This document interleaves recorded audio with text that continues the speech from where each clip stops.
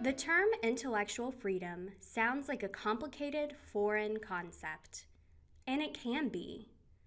But at its core, intellectual freedom is something that affects everyone every day. Intellectual freedom can also be complicated, but that's what this video is for. This video will cover the basics, what intellectual freedom is, and why it is important. So let's get started. What is intellectual freedom anyway? The American Library Association's Intellectual Freedom Manual describes it as the right of every individual to both seek and receive information from all points of view without restriction. Complex, right? Well, in more casual terms, that means that when you go to the library and ask for information about a topic, they shouldn't provide biased information. For example, if you went to your local library to ask for information about legalizing marijuana and only received information about why it shouldn't be legal, you would probably feel like you were missing half the story, right?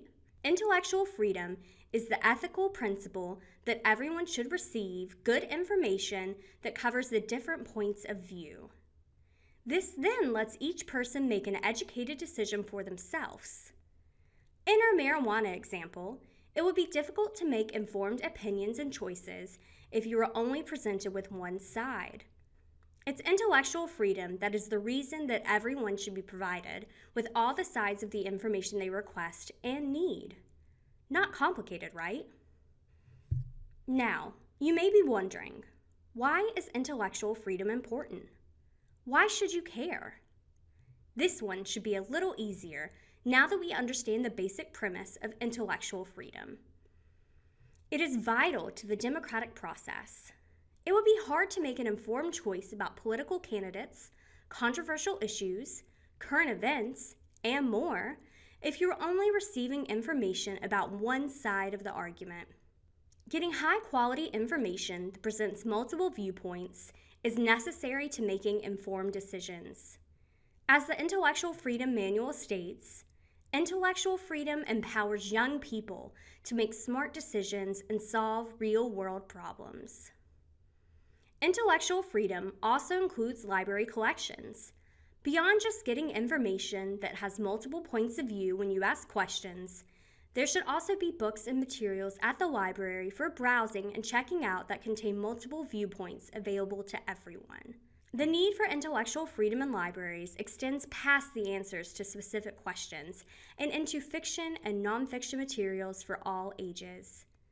It is important that when you go to browse for a fun reading fiction book, that the books are representative of different people, cultures, and experiences. We often use books as a way to experience things that are different.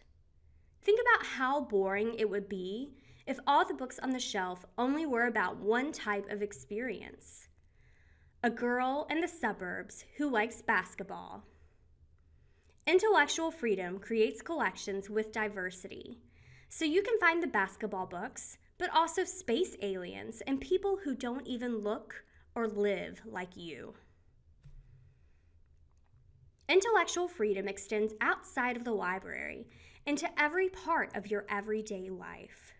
Intellectual freedom protects not only your right to learn and hear about all sides of an issue, but also to voice your opinion on issues as well. Intellectual freedom helps each person to be able to make well-informed decisions about social issues, political candidates, even which refrigerator to buy.